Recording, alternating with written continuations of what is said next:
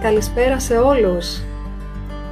Σήμερα το live μας θα είναι στα αγγλικά, οπότε θα ξεκινήσω να μιλάω για να μας ακούει και να μας καταλαβαίνει και ο καλεσμένος μας. So, hello to everybody. Welcome to the Rise and Shine project. The world was created in 7 days. We can create our new world in just 12 of them. The Rise and Shine project is about good preparation, discipline that leads to success. And now is the right time to prepare ourselves for a different and definitely better tomorrow, this tomorrow that we deserve. Crisis has every time, always created opportunities for those who seek them. This crisis we have experiencing is not different. It creates opportunities. How we'll use them and how we will take advantage of them is a great challenge.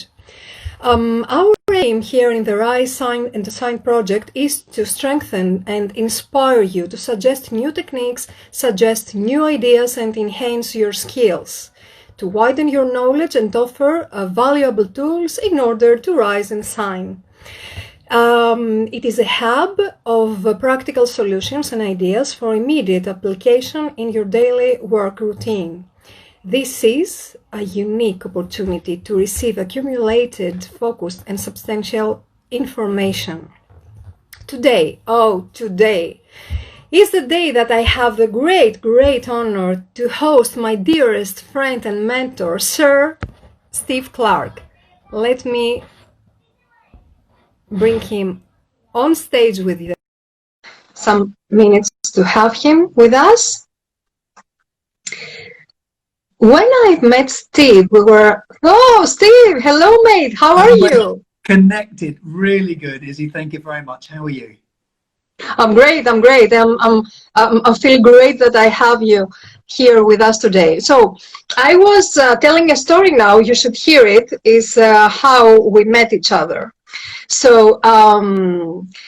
when I met Steve, we were sharing the same stage. We were both speakers at the big sales conference in Athens. I had the chance not only to hear him speaking and sharing his energy and ideas with the audience, but also to show him Athens by night. Oh yes. I don't know if you want to remember this, but this is something unforgettable. And really, what a night it was. We were having fun and cocktails in an Athenian bar, and it was so crowded, and we were a lot of people in the bar, and it was during the crisis. So Steve kept asking me, "Oh, this is your crisis?" And I said, "Yes, Steve, this is the way we are coping with it." And we had great fun. So I want to introduce you, Steve Clarke. Steve is a successful serial entrepreneur. He built and managed the sales operation of one of the UK's largest office automation companies and created the fastest growing Apple reseller at the same time too. He was a founding partner for an innovative winter sports company in the US ski industry, completing an IPO of the business on the Nasdaq Stock Exchange just 3 years after startup. We were talking about startups yesterday. Yeah. With Eleftheris Papageorgiou. Back in the UK, he honed the sales proposition for his next business, an IT company that revolutionized a niche within the insurance industry. Following several years of high double-digit year-on-year growth, the company was recognized in the Sunday Times Fast Track 100 legal table, which ranks Britain's top 100 private companies with the fastest growing profitable sales. Oh, well done. His company was sold for over 30 million pounds, and Steve took early retirement at the age of 45. I don't know, now he might be around 46, 47, or at least he tried. Since the sale of that business, Steve has enjoyed a global career as a motivational business speaker and business coach, helping individuals and businesses massively improve their performance. He's a co-founder of an online business, Hey Mic. The company produces the world's first Bluetooth microphone for iPhone video. It's amazing. It's amazing. You have to send us the link. Yes, it's amazing. And recently, he started another business in the US, this time in clean tech with a retrofiller fuel and emission-saving product for heavy-duty trucking industry. Ah, not much. I've forgotten some of those already. Really? I've been busy. So, Steve, thank you for being with us. How are things going in the UK? How is the market coping during this pandemic? Oh, do you know, Izzy, I think a lot like most countries, you know, we've been hit by this dreadful state of affairs, both to people's health and to the global economy. There's no doubt that everyone is taking a lot of pain emotionally through, you know, losing loved ones, but also just what it's doing to commerce and industry around the world. And one of the things that our government, I'm not too familiar with how the government has stepped up to help the Greek economy, but in the UK, the government have done a pretty good job at helping out small businesses, large businesses. No one knows yet where the money's coming from that they're offering to help everyone with, but they're helping people stay afloat. Yeah, we neither know where the money are coming from because we haven't seen them yet, but we are expecting them. I think that the thing with the difference is this is it's a pandemic rather than a localized epidemic, and therefore it's not one country that's falling foul of the whole thing. Every country is affected, and therefore globally governments can come together and just accept that we can refloat economies at the right time. So I'm not an economist. I can't begin to understand how that works, but my observation is that there's three types of people that I've observed. There are people that chose to hide from the whole thing and just bury their head in the sand and take like an ostrich approach, just hide and hope it goes away. And I don't mind admitting, for the first couple of weeks, I was hiding because I couldn't. Really? You did? Well, because you know me, and that wouldn't be like me. But I was looking at the bad situation and thinking, I don't know how to tell people to make more sales or boost their profits or scale their business, because right now everything's just falling apart, and it was in the early days. And then I looked and thought, okay, now with the government stepping in, there are people starting to survive and get their businesses safe and hunkered down and maybe minimize their expenditure. And then there are people that are thriving and doing remarkably well, even in the face of adversity. And it was funny because you may remember. Of course, I remember. How to Thrive, not just to survive. It's your book. Yeah, but Izzy, I'd forgotten. And so when I pulled this book out and started looking through some of the things that are in here, I've taught people before about how to thrive, not just survive, because survival is about cutting costs and cutting back and saving money. Whereas when you thrive, it's a much better place for everyone concerned, not just the company and the company owners, but the employees, for the customers. When a company's in that mentality, everyone's better. Let me see if this will work on here. Can you read this? Okay. No, I cannot actually, because you have to reverse it. Yeah. It looks like Greek to me. Okay, so it just says opportunities nowhere or opportunities now here, depending on how you read it. It's the three words linked together. And a lot of people will see, when I put that up at a conference and show those three words, opportunity is now here or opportunities nowhere, people read it different ways. And I believe that right now in the UK, I know because I'm working with clients in the UK. I've been doing Zoom calls with 60 people, or we had 140 people just now in Singapore, Miami, and London, all on a video call. And the staff are absolutely ready to thrive because they're doing things differently. So your question was, how are things in the UK? Very strange, because at the moment we've got glorious sunshine, the weather is beautiful, the birds are singing, and unless you venture out, you would have no idea there's anything wrong in the world. Yes, I totally agree and understand. So, Steve, besides your training and speaking career, you're still an active businessman. So it would be great if you could share just 3 things, tips on how to build successful companies. Which are the 3 main elements, the core elements businesses need to have in order to be successful?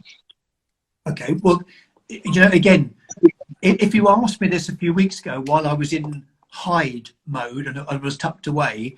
Hide mode? Yeah, hide mode. I was in hide. I wouldn't have known what to say. I do now absolutely know what the answer is to that one. For any business to thrive and to succeed nowadays, and this will sound very simple, but it absolutely is, because business isn't easy, but it is very simple. So now, more than ever before, all we need to do is add value, build trust, and be nice. Now, add value, build trust, and be nice. Okay. But that's it. That's how we should live. I want you to start using the hashtag "Who Cares Wins." Who cares wins? Yes. Who cares? So you're familiar with the phrase "Who dares wins"? Have you heard that? Yes. Who dares wins? Well, I want to change that around now, going forward, to "Who cares wins." And so, for a business to be that's very clever. That's brilliant. But I'm not claiming brilliance. I'm just you know me. All I do is things that are simple. So I help people get business and personal success made simple. And now more than ever, you can't just go out and sell things that you've got and sell them the same way you've always sold them.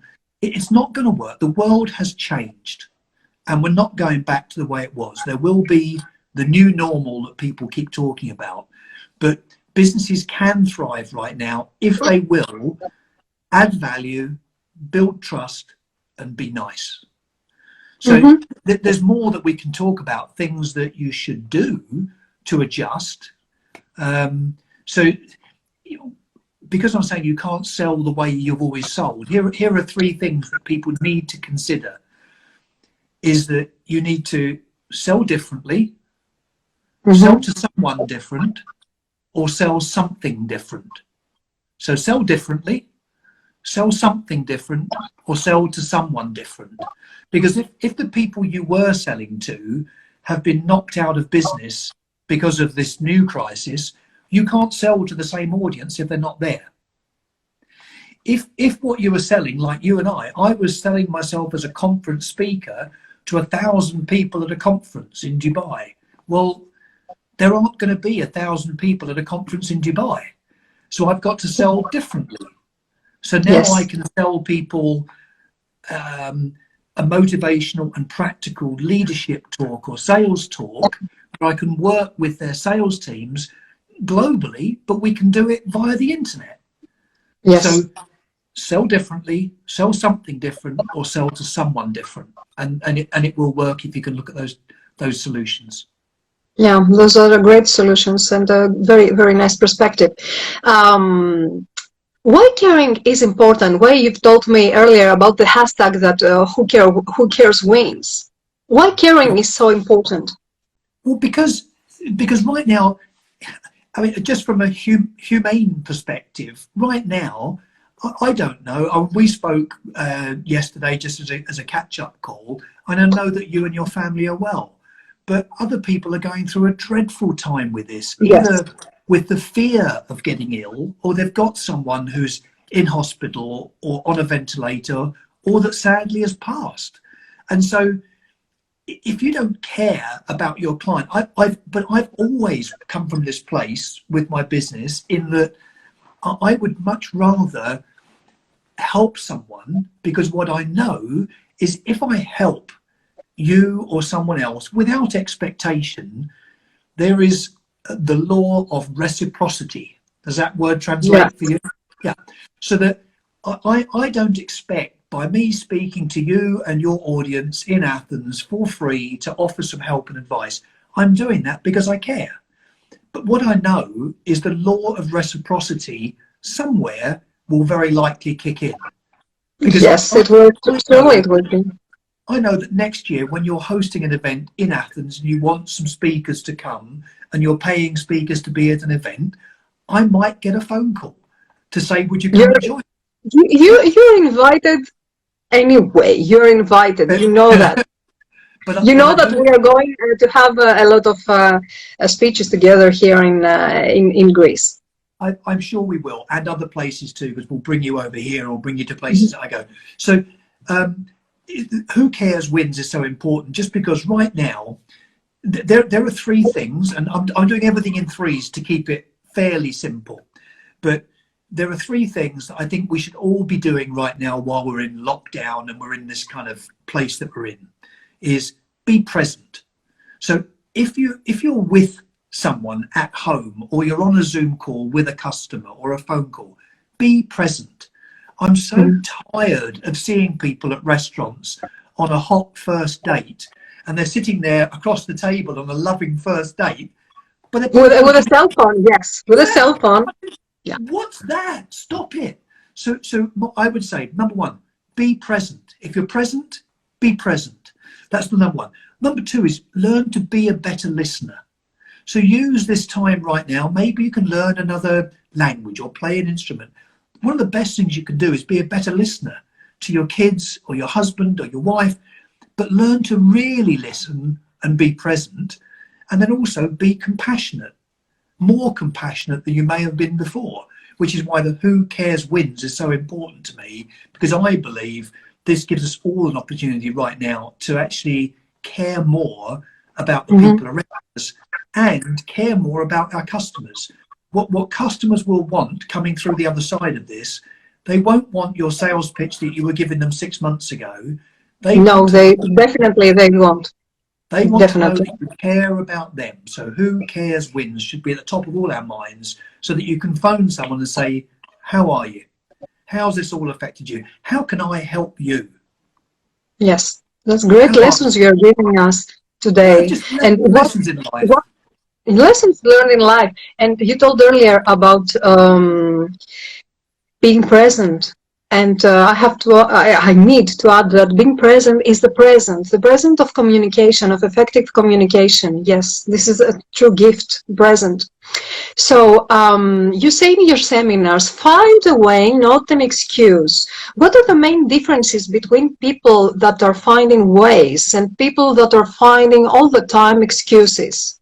And if we are one of them, how can we stop using excuses and start a different way of living a life full of chances and successes?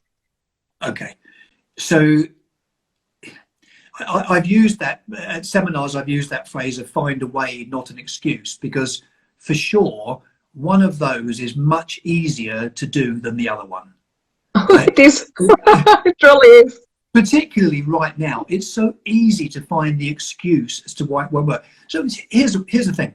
I spoke to you yesterday about the fact I've got a dreadful internet connection right now, and I didn't want to let you down. I can't really flick this around and show you, but I had people here to work on my internet today. So they were up on the roof trying to sort out a satellite dish, and it hasn't been working. And then they told me they were going to turn it off this afternoon for some work they need to do on the satellite dish. So what I've got today is I found a way, not an excuse. I didn't want to let you down. So I've actually got a 4G router that I didn't have yesterday in the corner of my office. I've now got a 4G signal that I'm doing this through, and so far it seems to be working okay. Because so if you know you want to do something and you really want to help someone or serve someone the best you can, then you find a way, you don't find Yes. an excuse. It would have been easy for me to say, the internet company couldn't come out and fix it. I haven't got the internet. I'm really sorry. That would have been a Yes, good we cannot. Instead, I've got a second system that I've set up so that we can make this call. I'm not looking for praise. That's a practical example of how you can find a way, not an excuse. But people want to blame other people. What we have to do is take responsibility. It's nobody's fault right now but yours if you can't find a way through this crisis for you, your family, and your business. That's harsh, but Yes, but that's the truth. It's the truth. That's the truth. Okay. So, and truth hurts sometimes. What should we do? So our Winston Churchill had lots of lovely quotes. One that I love of his was about pessimists and optimists. So there are some people that are very pessimistic and they always look at bad things, and this gives them every excuse to find an excuse right now. But Winston Churchill said, an optimist sees the opportunity in every difficulty, whereas a pessimist sees the difficulty in every opportunity. Yeah. So right now, I believe that this presents a fabulous opportunity for us to help more people more than before, if we'll adapt and change and do things differently. Businesses that weren't very real, that weren't really helping people, that had no real purpose, they will go bust. It's sad, but they will. Some big businesses that were serving well will also go bust. But what will happen is new businesses, new people will come through and will thrive if they're focused on the right things. Focus. We will talk later about this. Let's talk now for the elephant in the room. Is it okay to sell right now? What do you think? I think yes. It is the thing that a lot of people talk about. You say yes, I say no. Okay. Not the way we used to. Not in the same way, of course. But the trouble is, there are lots of people that think they're great at the sales pitch and the sales chat and all the things, and they're still trying to make calls the same way they used to make them. Well, no, show more compassion. Is it okay to sell now as you're a business? Yes, you absolutely must, because your family rely on you to earn income. Your employees rely on you to provide work for them. Your customers rely on you to supply the service that you deliver. So absolutely, yes, it's absolutely fine to sell now, but not the way we used to. Yes. So we need to sell differently, sell to someone different, sell something different. But absolutely, if we don't sell now, the world will stop turning. And we don't want that to happen. No, we don't. Did the customers and prospects change during this pandemic? Are their needs different now, you think? It's a difficult one, isn't it? Because I don't. It's kind of tricky, yeah. Yeah, I don't think their needs have changed. So let's come back on that slightly. I believe, I know we used to, in sales, we were always taught, find a need and fill it, and that will work. I don't agree with finding a need and filling it. I don't know if it happened in Greece, but you must have seen on the news what happened in the UK. When the pandemic started to break and the panic buying started, people went out and bought tons of toilet roll. Really? Here in Greece too? Oh, we're cousins. I mean, but here's the thing. They bought what they needed, not what they wanted. They bought what they needed out of panic. People don't like buying what they need. Think about it. What they buy, they like to buy what they want. Which is here why. In Greece, here in Greece, we say this, ο πελάτης δεν αγοράζει αυτό που έχει ανάγκη, αγοράζει αυτό που γουστάρει. Το λέμε σε slang. We are using slang words to describe what you have just said. So sorry for the interruption. Please continue. No, that was great. I love it when you talk to me in Greek. I know. I know. That's why I did it. Yeah, just keep telling me your name is good enough. That's good. So it is, people, the needs haven't really changed, But what we should be focusing on is the wants. So what do people want from you post-pandemic? What do they want from you now? Because they don't like buying what they need, but they will buy what they want.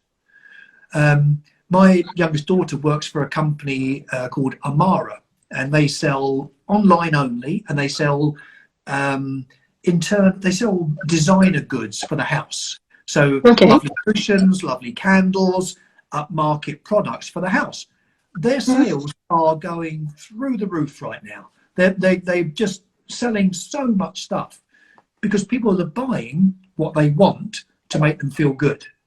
Let's get real. No one needs a smelly candle for the house. No one needs a Ralph Lauren pillow on their sofa. But at the moment, there's lots of them buying them because they're buying what they want. So what your customers now want from you is stuff that makes them feel good. It's you showing compassion. It's you showing that you care about them. That's what I couldn't agree more. Yeah, more than ever before. I've always felt that was important, but now that's more important than ever. Yes, you're right. What do we have to do every day in order to achieve better results in our businesses? Good question. I think I know you have a good answer. I'm sure. Well, it's not too different to anything you may have heard me say before. People need to have a basic plan of what they're trying to do. In your car, do you call it a sat nav, or do you call it a GPS system? What do you have in your car? If you wanted to drive from Athens into northern Greece somewhere, and you're doing a road trip, what do you use in your car? Is it called a sat nav in Greece? Satellite navigation. Yeah.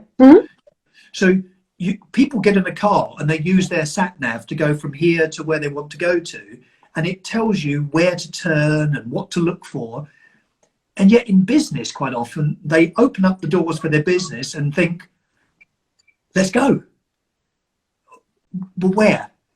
Where are you trying to get to, and by when? Because if you don't have a sat nav for your business, you will just go around in circles and not know what on earth you're trying to do. So I try to get people to have a sat nav. And so what we must do in our business is know, where do you want to be, let's just say in a year's time from now. Let's not do the plans of 5 and 10 years, because that's just crazy right now. What do you want to do in a year? Therefore, what do you want to do in the next 90 days? And therefore, what do you need to do this month? What do I need to do today? And so because we're in lockdown, people need to be so focused. So if you've got a business plan, all you need to focus on is just 3 things today that will move me towards my goal this month. Because if I achieve the goals this month, that will get me closer to what I want in 90 days. That will get me closer to where I'm going this year. So I just get people to focus each day on 3 things that they know they need to do to move them closer to where they go, and stay focused on that. Okay, so this is what I say, that energy flows when your focus goes. So yeah, focus is a great secret. Yes, key point. People should have a big sign up above the desks right now. WTF. Oh yes, WTF. Which stands for? Which stands for? I don't really remember. I'll stop you. Where's the focus? Where's the focus? Yes, where's the focus? Not the other one. What other one? We don't know any other one. I know how good your English is. Yeah. So, where the 3 sales teams are in every business, and how we can put them in work? Okay, so you've maybe heard me talk about the 3 teams. I believe that every company has 3 sales teams in it, even if your company is 1 person, just you in your business. And we need to think about how you get these 3 teams to work. As the companies get larger, it's even more relevant, but it works for a one person business too. There's the 3 R's, the regular team. So the regular sales team, these are people charged with making sales, the people that have a sales quota to meet, They have to make the sales calls and see people and make a pitch and do what they do. There's the reluctant team. Now, so you're a regular team who accept they're in sales. The reluctant team are all the people in your business who don't think they're in sales. Okay. So if you've got someone in finance who has to collect money from people, or a delivery driver, or whoever it is, even the person running the business who doesn't like the idea of being in sales, they're the reluctant salespeople. And so you need to have a plan for the reluctant team in terms of how they communicate with customers and prospects, because I promise they can either win you sales or lose you business in a heartbeat. Because if someone who doesn't think they're in sales responds to your call to the office and doesn't sound like they care because they're busy, or you're a nuisance and I'm not in sales, you need to speak to someone else, they are in sales. So we need to get those people to understand what they can do as a reluctant team. I do like a half-day session just on these three teams, because there's a lot of stuff we can help with on this, and maybe another time we'll dig a bit deeper on it. But there's regular, reluctant, and then the third R is referral. A lot of people miss their referral, and the referral teams are so powerful. If you look on my LinkedIn profile, there's about 230 or 240 recommendations from people. And as you know, on LinkedIn, if someone leaves a recommendation, they have to write it and they put it onto LinkedIn. So there's their picture and here's what they say. And if you go look at it later on today, my most recent recommendations on there are my referral team going to work for me, talking about how I helped people via Zoom. So the last couple of calls that I did in Singapore, Madrid, those people have connected with me on LinkedIn, and they've sent me some lovely messages, and I just said, that's really kind. Would you be part of my referral team? Would you mind posting that as a recommendation so that I could let other people hear about what I do? Because that's probably the most powerful part of my sales team, is what other people say, not what I say. Yes, I think in every sales team, referrals are very important and vital. So I think those three teams that we should think about and have a strategy for each one, not just acknowledge that they're there, but what do you do is each week, what do you do to boost your referral team? Have you got have you got a process that you go through once a week to see on your website, have you added new recommendations that you've collected from LinkedIn, for example? Yes, in my new website, yes. Yeah. So if every week, if you've got that going on, those people go, and then you can use those kind words that people say about you as posts on Twitter or on Instagram or on Facebook. So you could use that team to go to work for you as well. I did something else. I had video testimonials from my clients, and that was great, because people love to hear and see. It's the power of the image, and the videos. The video testimonials helped us a lot. Yes, you are absolutely right. Yeah. Tell me, Steve, how we can recover successfully after this COVID-19 time, you think? How can we recover successfully? With as businesses and businessmen and businesswomen. It comes back to the same things that I was saying earlier, Izzy, which is positivity. We know, and you talk a lot about this with people when you're talking your NLP and other things too, is that we've all got the inner critic or the inner coach who will either criticize and pull you down on everything you're doing, or they'll lift you up and get you going. And I think the most important thing as we come through this is that we learn to tune into our coach, not our critic. Because the critic will always tell you, no, you can't, no, you shouldn't, no, you're rubbish, no, you're too ugly, you're too fat, you're too old, you're too whatever it is that's wrong.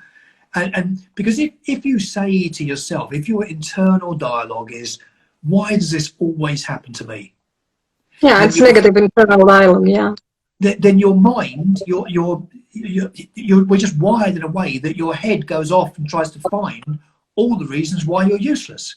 Whereas if you say to yourself, how can we get through this and have fun doing it? Even though you don't know the answer, your subconscious will go off and try and find, how can we solve this and how can we have fun? And it will come up with the right answers for you. And then you need to trust in that. And you know, negativity is a great magnet. Yeah. Well, Yeah, it it's great.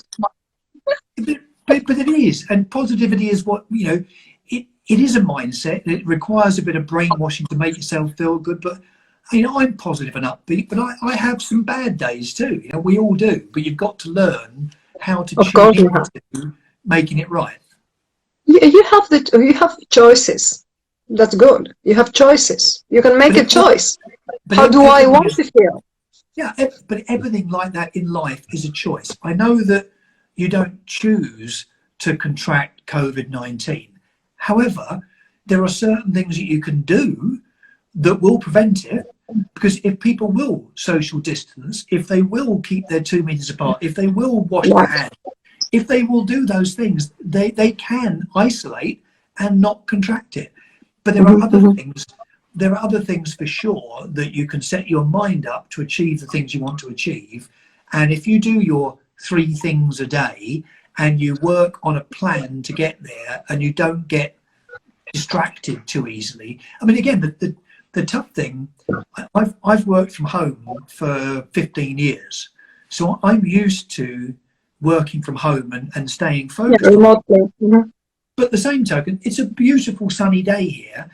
I'm going to finish early today and mow the grass and enjoy the garden. That's okay. But I can be in the office at a silly time.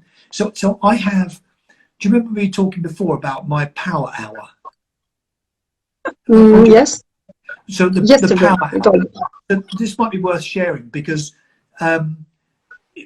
when I've got my sat nav and I know where I'm trying to go to with my business for the year and my 90 days and my month, and today I know what I'm going to do, there's just 3 things I want to get done today. And in which case, what I do is I have a power hour, which means that for about an hour to an hour and a half maximum, I'm focused just on those things. And I have to avoid the attraction of distraction. So Facebook's off, Instagram's off.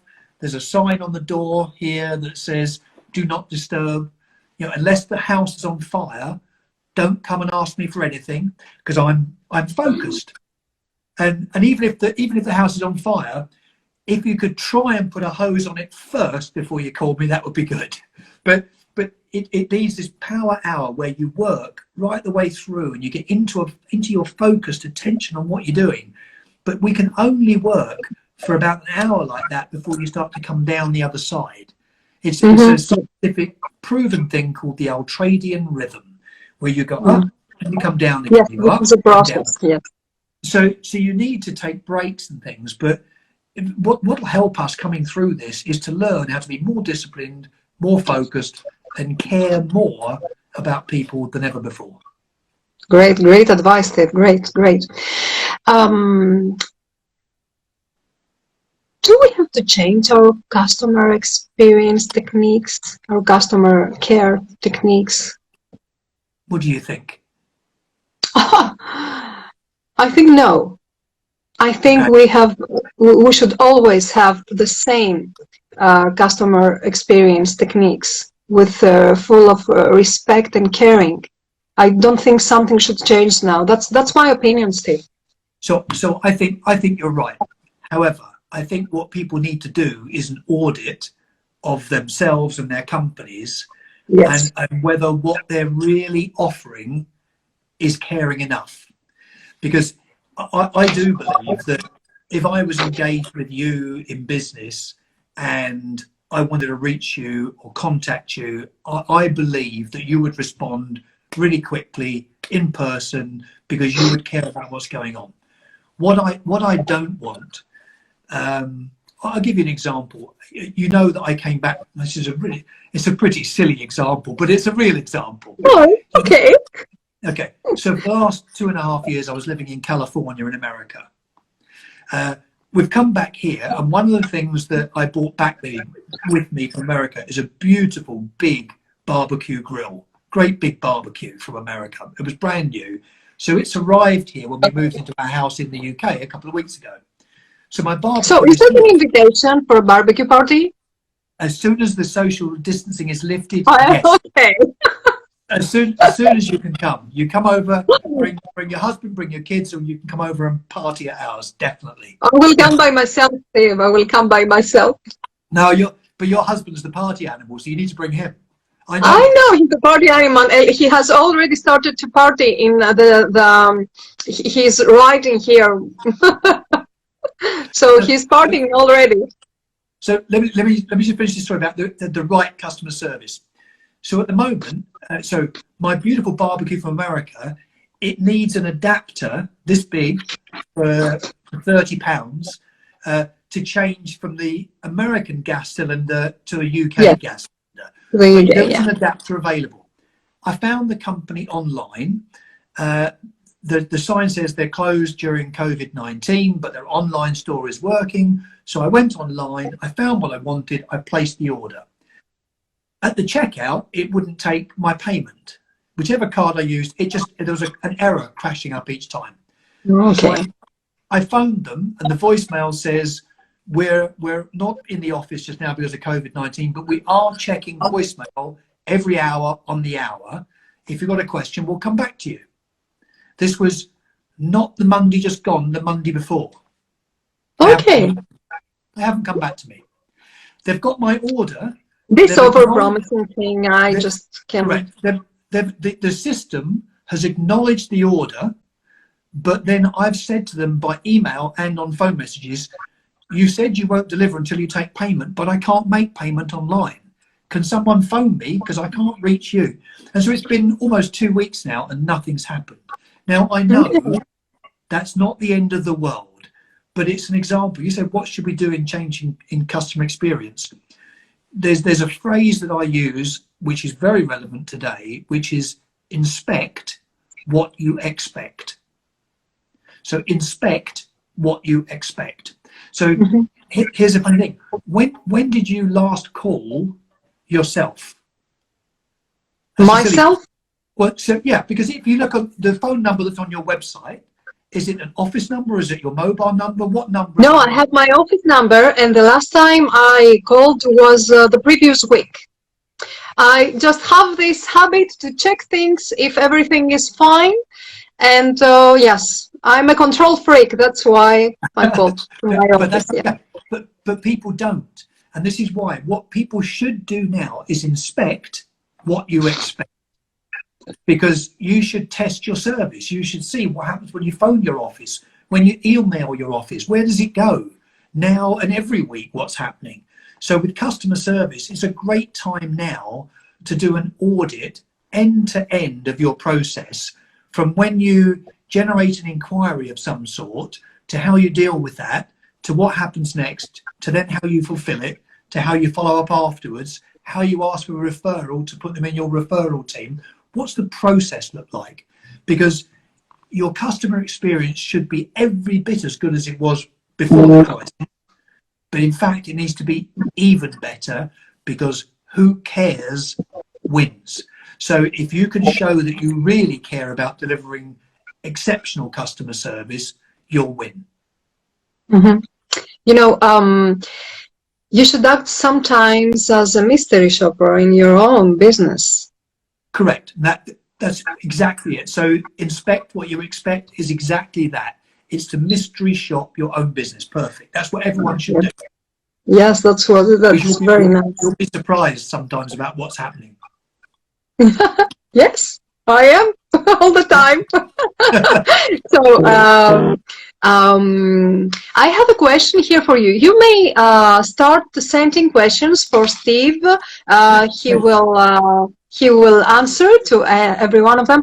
Yannis Kalogerakis, our friend, sent us. Yannis? Yes, Yanis. My He friend said, my dear Steve, so nice to see you again, particularly with lovely Isidora. Any tips for e-shops? By the way, Love a Mic is great. Use it a lot. Oh, So, brilliant. Thank you. do we have any tips for e-shops? Tips for e-shops. It's funny, someone said to me a little while ago, you know, have you got any, online business experience? And I said, no, I haven't. I haven't really done much online. And then I remembered, actually, I have. So Good to have. this little thing. So my advice for the e-shops is that if you've got products that can sell online, absolutely you should have your products and services available online. I haven't chosen to put Steve Clarke's sales masterclass or leadership masterclass into an online course. I've chosen not to do that because I'd rather do it personally, one to dozens or hundreds via the internet. But I have got an online business. This little Hey Mike, and for those that don't know, here it is. From where can we buy this? Oh, I'll tell you, Nicholas. Thank you for asking. This is the Bluetooth mic, and it comes in a little handy case with a charger and everything in there. It just clips on. It's like a jewel. It's beautiful. And this lets you record. Ideally, and we built it for video, so we could actually produce really good video using your iPhone, but you can be a distance away from the camera. Someone's asking where can they see it. The website is loveheymike.com. LOVE love hey HEY Mike MIC loveheymike.com, and you can share that link with people later on. And at the moment, I will do it. I will send this. What we've done for the COVID situation right now, it's so good for coaches, trainers, consultants. You're welcome, Nicholas. So we've actually cut the price in half. So we've taken our profit margin out right now, and we've taken 50% off. There's no code needed, no coupon. We've just cut the price in half to help people use these right now. We've got school teachers that are using these to do remote classes for kids. Remote classes, yes. That's very useful, very helpful. Someone teaching horse riding in the outback in Australia using it.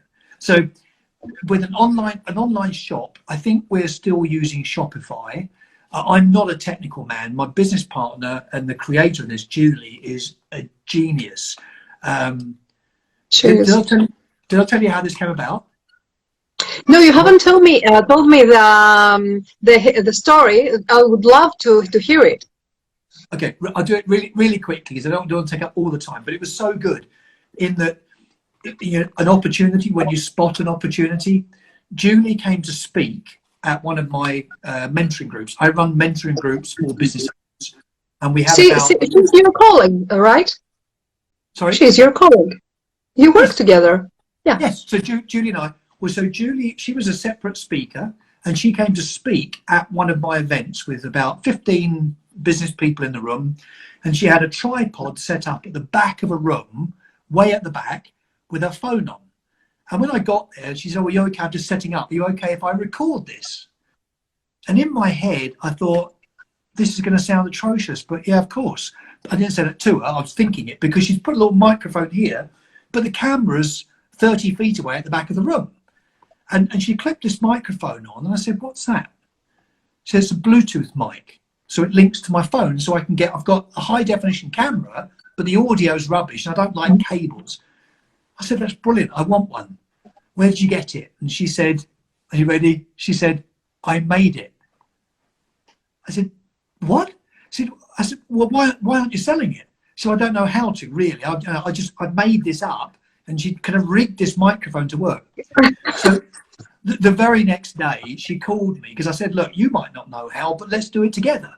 And the next day she called me and said, "Were you serious? Should we do it?" I said, "Oh, yeah, why not?" And find a way, not an excuse.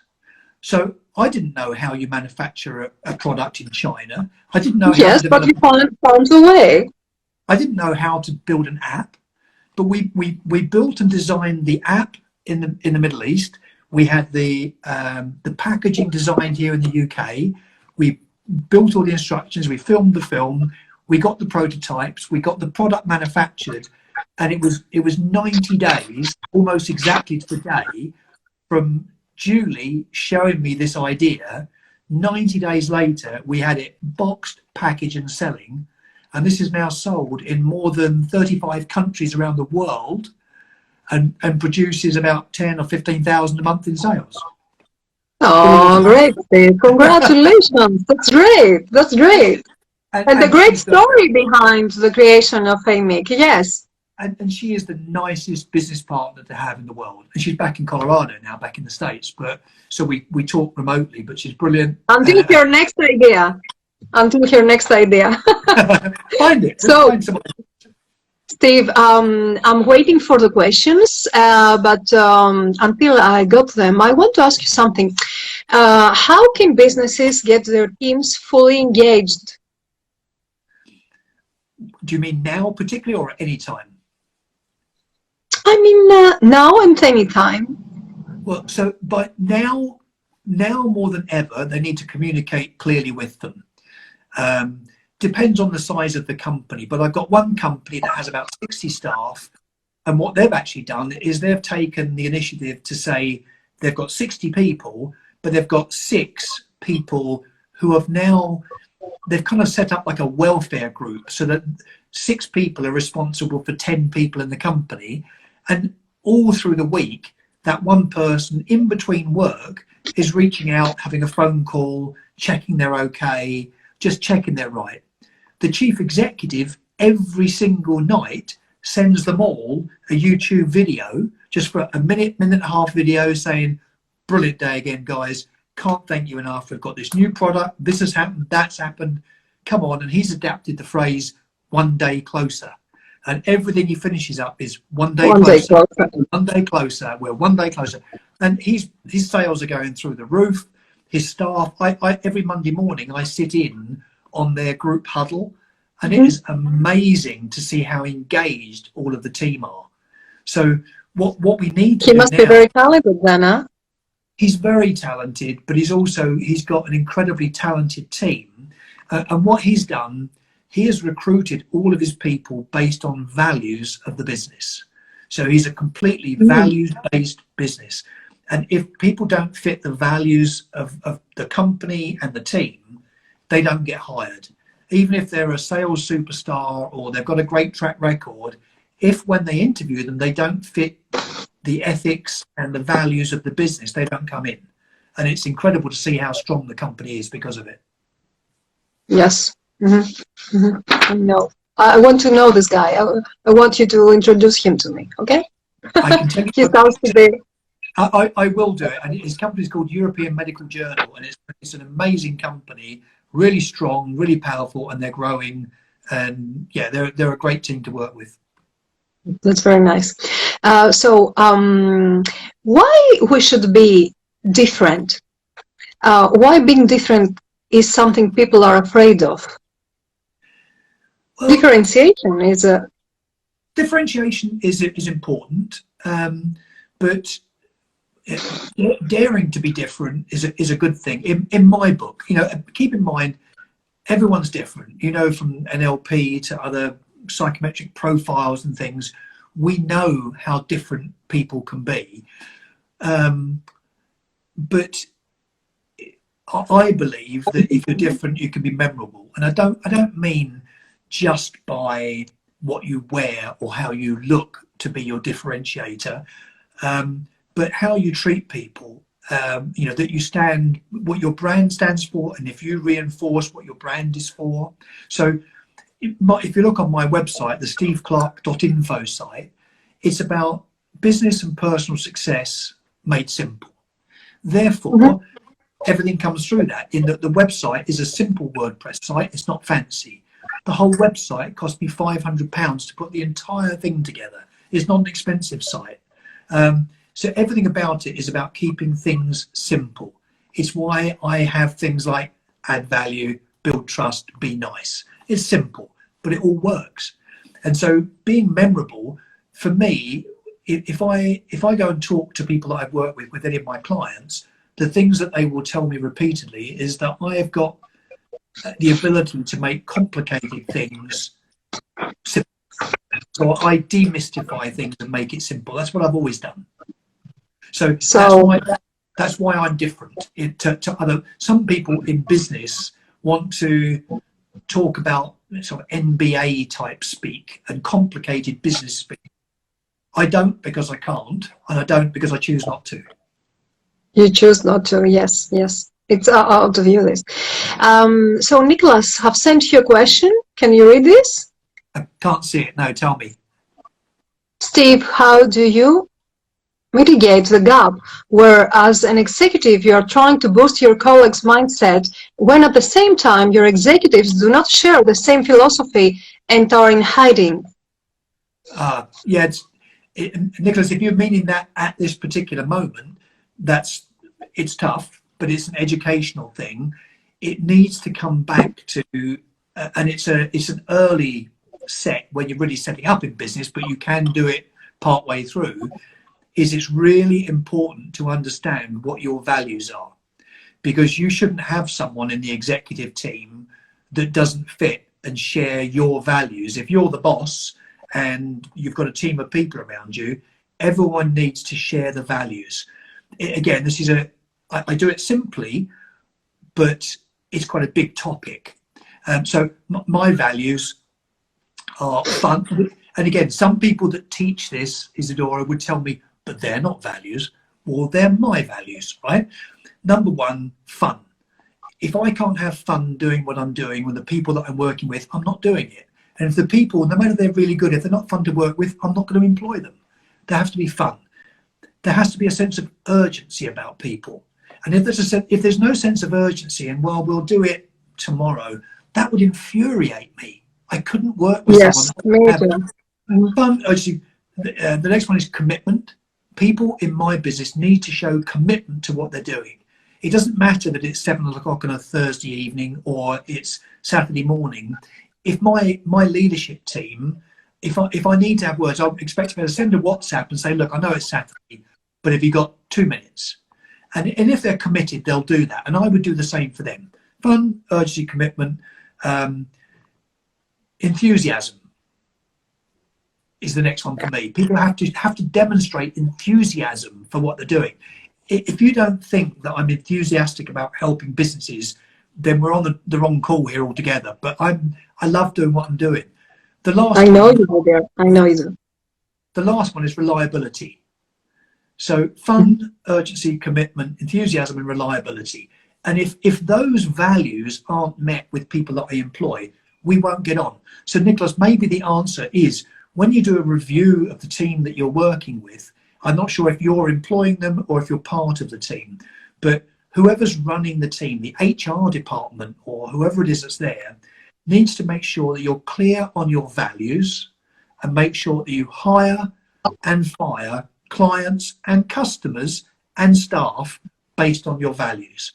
Because if you look and you find one of your clients that's not paying on time, that's no fun to work with, they will not have the same values as you as a company.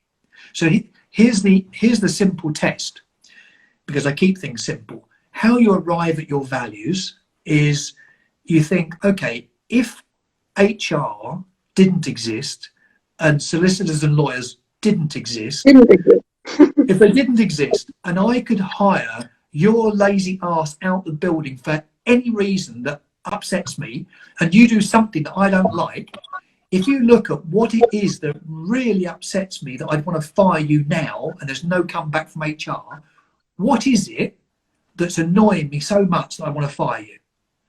And what you'll find then is the opposite of that is your value.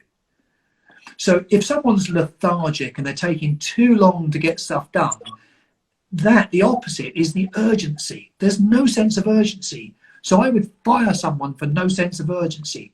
But I know I can't, and therefore I have to think about all of this when I'm bringing people on board to start with. Because I promise you, well, I just mentioned it about Spencer's business with European Medical Journal. They are a completely values-based business. Sorry, but in 70 seconds from now, Instagram will shut us down. Yes, it's we're close. Yeah, we have 60 minutes only. So, Steve, I want to thank you. We have a question from Nicholas. I will send it to you. Thank you so much for being